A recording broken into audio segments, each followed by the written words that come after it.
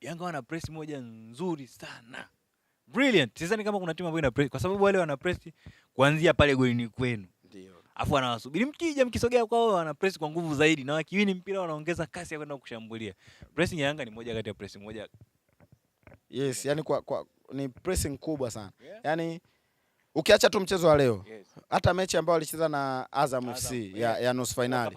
Yes, walipata magoli mawili yote, yeah, ya turnovers. Yeah. Kwa sababu gani? Ni kwa sababu ya ile high pressing ambayo walikuwa wanafanywa Azam FC. Yeah. Kitu pekee ambacho leo kilimewasaidia Simba Sports Club kwenye kubit pressing ya Yanga ni ile tofauti na Azam FC. Azam ilikuwa wanakuja kufanywa high pressing, yeah, then wanapiga pasi za chini ambazo wanakuja kuwini Young Africans.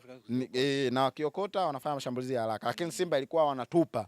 Wakitupa inakuwa inakuja kuokotwa na labda golikipa au mabeki wa katikati. Ambapo inakuwa ni ngumu sana kuanzisha shambulizi ya haraka kwa sababu timu itarudi kwenye shape nzuri ya kuzuia. Hiko ndio kitu pekee ambacho Simba walifanikiwa. Ni kama kila mtu alikuwa anaonyesha madhaifu ya mwenzake yako wapi. Simba walikuwa wanalazimisha Yanga wakosee na Yanga walikuwa wanalazimisha Simba wakosee. Uliona kitu kama hicho? Yes, niliona. Sasa wakati Simba wanaanza kufanya build up kutokea nyuma. Yes, Simba walikuwa wanafanya build up kutokea nyuma. Hasasa kwa mlinda mlango anakianzisha pasi, yes, kwa mcheza kwa Ismail Ture au sometimes kwa Rushan Derieki. Yes, sama shida sasa ilikuwa ni Simba walikuwa wanaanza vizuri sana build up yao, lakini kutoka ndio ilikuwa mchongo. Yaani kutoka ndio ilikuwa shida. Na kwa nini ilikuwa shida kwenye kutoka? Kwa sababu Young Africans walikuwa wanakuja juu, wanafanya pressing ya watu watano juu. So ilikuwa inakuwa wanakaa watu watano mbele, watu wawili katikati na nyuma watu watatu kama rest defense. Yes, kwa hiyo ulikuwa unaona huoni Simba wanatokea wapi. Yaani wamewabinya Yanga wamewabinya Simba kwenye nafasi ya kucheza. Kwa hiyo kilichokuwa kinafanyika ni Simba wanapiga mipira mirefu. Na wakiondoa saa nyingine Yanga wanaishinda. Wakiondoa wanashinda tena Yanga kwa sababu Simba wamekuja chini, kuchukua mipira, then mipira hawaipati, inapigwa mbele. Yes, kwa hiyo ile pressing ya Yanga kuna dakika fulani hivi, isee ilikuwa ni balaa. Yanga wana pressing moja man. Kwa sababu wana aina ya wachezaji ambao wana energy kubwa sana. Yes, uwepo wa Damaro Kamara, uwepo wa Max Nzengeli, uwepo wa Mudathiri Yahya. Alafu muda huo anaongezeka Dube na yes, anaongezeka Dube juu kwenye wale watano wa juu. Yes, anaongezeka Dube na Pacome Zouzoua. Wote wanakuwa hapo pale juu. Kiungo anakuwa wanakuwa wawili. Yes, wanakuwa wawili. Alan Okello na Alan Okello na Kwasa Tola yao. Then nyuma rest defense yao inakuwa na Baka Jobu na Boka. Yes, kwa hiyo ile press ilikuwa ni kubwa sana. Wakivusha mipira mirefu, Mwamnyeto anaishinda.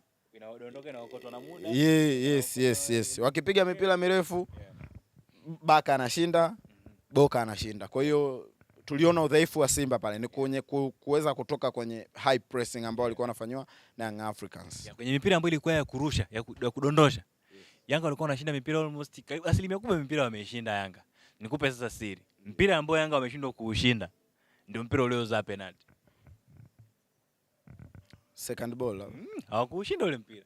Rushaini alienda kwenye posti ya kwanza, katika gombano ukadondoka. Kwenye kudondoka ukamfikia Maema. Maema sio akampasia nani? Libasa akautuma kule. Mligo amejaribu kwa attempt imefeli. Imerudi kwa Chama. Yes. It is what it is. Ndio hivyo kweli. Nimeona Yanga walishinda mipira mingi sana ya juu, mingi sana. Bakari Mwamnyeto, Ibrahim Baka wameshinda mipira mingi sana ya juu. Kwenye aerial duels. I say yani mabeki wa Young Africans yani wana dunia yao yani. Wameshinda mipira mingi sana ya juu. Yes, na hiko ni kitu ambacho Simba alikuwa na struggle nacho sana kwa sababu walikuwa wakishindwa kutoka kwenye press wanapiga mipira mirefu. Na mipira mirefu ilikuwa pia wanaiwini Young Africans. Lakini kuna dakika niliona baada ya kuingia Ino Loemba. Wakaanza Simba kuipata sasa zile mipira ya juu kwa sababu Ino Loemba ni mrefu na anaweza kucontrol mpira vizuri. Yes, kwa kuna mipira ilikuwa ikipigwa inadondoka kwa Ino Loemba anatuliza. Na pia second balls pia amewin nyingi sana Ino Loemba na pia baada ya kuingia Neo Maema sasa utulivu ukapatikana kwenye eneo la kiungo cha Simba Sports Club.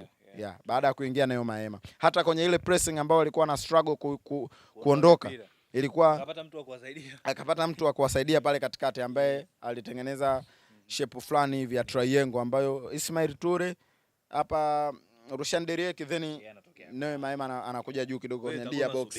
Yes, kwa hiyo ndo tuliona hicho kitu kwamba Neo Maema baada ya kuingia Simba wakawa wamepata kidogo kilainishi kwenye pressing Young Africans. Wakawa wanatoka taratibu kwenye pressing hadi wanafika wanamaliza shambulizi. Lakini hatuwezi kuiandarate pressing ya Yanga. Yanga wana press moja nzuri sana. Brilliant. Sidhani kama kuna timu ambayo ina press kwa sababu wale wana press kuanzia pale golini kwenu. Ndio. Afu anawasubiri mkija mkisogea kwao wana press kwa nguvu zaidi na wakiwini mpira wanaongeza kasi ya kwenda kushambulia. Pressing ya Yanga ni moja kati ya pressing moja. Yes, yani ni pressing kubwa sana. Yani ukiacha tu mchezo wa leo, hata mechi ambayo walicheza na Azam FC ya nusu finali. Yes, walipata magoli mawili yote ya turnovers. Kwa sababu gani? Ni kwa sababu ya ile high pressing ambayo walikuwa wanafanywa Azam FC. Kitu pekee ambacho leo kilimewasaidia Simba Sports Club kwenye kubit pressing ya Yanga ni ile tofauti na Azam FC. Azam ilikuwa wanakuja kufanywa high pressing then wanapiga pasi za chini ambazo wanakuja kuwini Young Africans. Na wakiokota wanafanya mashambulizi ya haraka. Lakini Simba ilikuwa wanatupa. Wakitupa inakuwa inakuja kuokotwa na labda golikipa au mabeki wa katikati. Ambapo inakuwa ni ngumu sana kuanzisha shambulizi ya haraka kwa sababu timu itarudi kwenye shape nzuri ya kuzuia. Hiko ndio kitu pekee ambacho Simba walifanikiwa kwa siku ya leo. Kwa sababu mpira huwezi kudondokea kwenye zone ya namba 6 hapa. Lazima leo wakute jambo. Yes. Mkipoteza mpira kwenye eneo lenu ni mtakuwa mpo kwenye hatari kubwa sana ya kufungwa. Lakini kama ukipiga mpira ukaangukia upande wa pili wa timu pinzani, una muda wa kujipanga vizuri, kuziba mianya na kuweza kuweka mbinu zako za kiulinzi vizuri.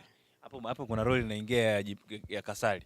Kasali alikuwa very important kwenye kuondoka kwenye press. Yes, kwa sababu of course ni golikipa mzuri lakini ukizungumzia kwenye quality ya footwork zake sio mzuri kwenye level kubwa na sio mbaya ila sio mzuri kwenye top level, labda uzungumzie kama kina Diarra, hapana. So alichokuwa anakifanya ni niondoe mpira uende mbali ili hata kama wakiupata kule sisi tayari tushajipanga upya. Yes, tunajua tunazuia vipi.